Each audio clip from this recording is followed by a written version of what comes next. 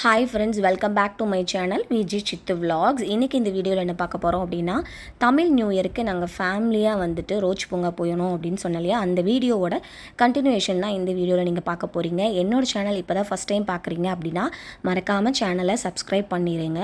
And பக்கத்தில் இருக்கிற bell ஐக்கானையும் கிளிக் பண்ணிட்டீங்கன்னா நான் போடுற வீடியோஸ் எல்லாமே உங்களுக்கு நோட்டிஃபிகேஷனாக வரும். அண்ட் இந்த வீடியோவில் எக்ஸ்ட்ரீம் லெவலில் அஜு வந்து பேசியிருப்பார். அது என்ன அப்படின்றத பார்த்துட்டு கமெண்ட் பண்ணுங்கள். உள்ளே நுழைஞ்சதுமே வந்து பார்த்திங்கன்னா அந்த ஜம்பிங் பேட் இருந்தது. ஸோ பிரணவ் விளையாடணும்னு சொன்னால் நாங்கள் ஈஸியாக ஏமாற்றி கூட்டு வந்துட்டோம். பட் அஜு வந்து இந்த ஜீப்பை பார்த்தோன்னே விளையாண்டே ஆகணும் அப்படின்னு சொன்னனால அவர் ஒரு ரைடில் போனார். இந்த ஒரு ரைடுக்கு வந்து பார்த்திங்கன்னா 50 ருபீஸ் கேட்டாங்க. ரீசனபுளான ப்ரைஸ் தான். நீங்களும் ரோச் பூங்கா போனீங்க அப்படின்னா உங்கள் பசங்களே இதில் விளையாட வைங்க.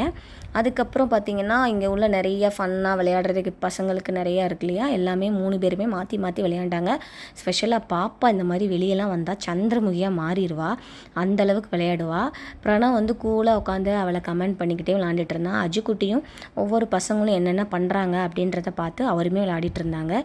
இவங்க வந்து பார்த்திங்கன்னா சரி நான் கொஞ்சம் நேரம் உங்களுக்கு ஹெல்ப் பண்ணுறேன் அப்படின்னு சொல்லிட்டு பசங்களை வந்து ஊஞ்சல் வச்சாங்க.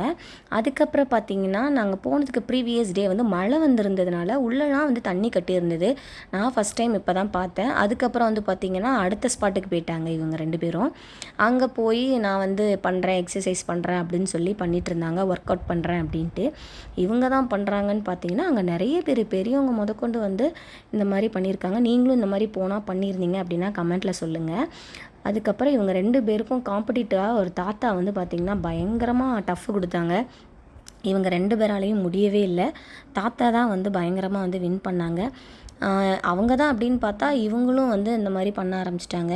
என்னை பொறுத்தளவில் வீட்டில் ஒழுங்காக ஒய்ஃபுக்கு வந்து ஹெல்ப் பண்ணாலே போதும். பார்க்குற வேலையில் இதெல்லாம் பண்ணுறதுக்கு அவசியமே இல்லை. ஆனால் நம்ம தான் அதெல்லாம் பண்ண மாட்டோமே, அந்த மாதிரி பண்ணிகிட்டு இருந்தாங்க.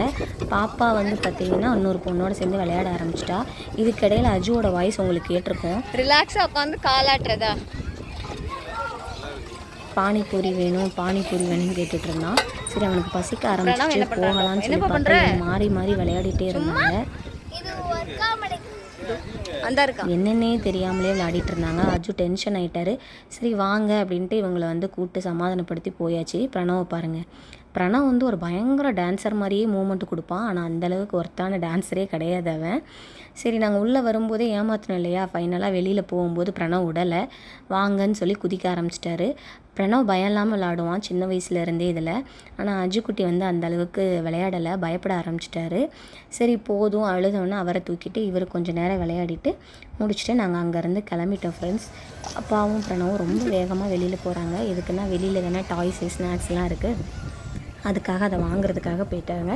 நீங்கள் சொன்னால் நம்ப மாட்டீங்க, ஃபஸ்ட் டைம் அஜு வந்து வெளியில் போயிட்டு திங்ஸ் எதுவும் வாங்காமல் வந்ததுன்னா இதான். உங்களையா? அது எங்க வீடு, நீ விட மாட்டியா எங்களை?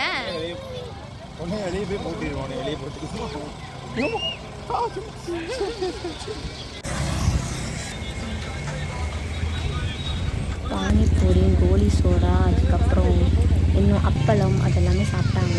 நல்லா இருந்தது அந்த கடையில். சீரியஸாகவே நான் இப்போ டேஸ்ட் பார்த்தேன். அதுக்கப்புறம் அங்கே வந்து கிளம்பிட்டோம்.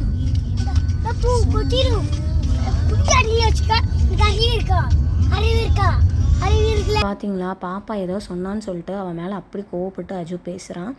அதுக்கப்புறம் வரும்போதே அஜு வந்து ஐஸ்கிரீம் வேணும்னு கேட்டான். வாங்கி கொடுக்கலன்னா கண்டிப்பாக வீட்டில் போய் நைட்டு 1 மணி வரைக்கும்னாலும் அழுவார் அப்படின்றதுனால போகிற வழியிலே ஐஸ்கிரீம் வாங்கி தரேன்னு என் ஹஸ்பண்ட் சொல்லிட்டாங்க. அதுக்கப்புறம் ஒரு கடையில் நிப்பாட்டி எங்கள் எல்லாருக்குமே வந்து ரொம்ப பெருசு அப்படிலாம் இல்லை, குட்டியாக வாங்கி கொடுத்து ஏமாற்றி வீட்டுக்கு கூப்பிட்டு வந்துட்டாங்க.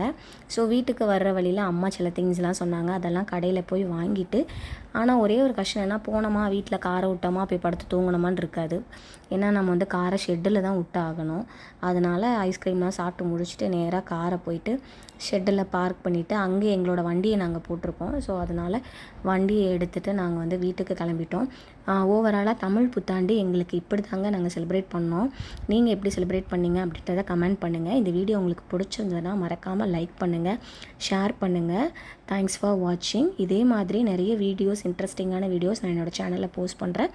பார்த்துட்டு எப்படி இருக்குன்னு சொல்லுங்கள். தேங்க்ஸ் ஃபார் வாட்சிங்.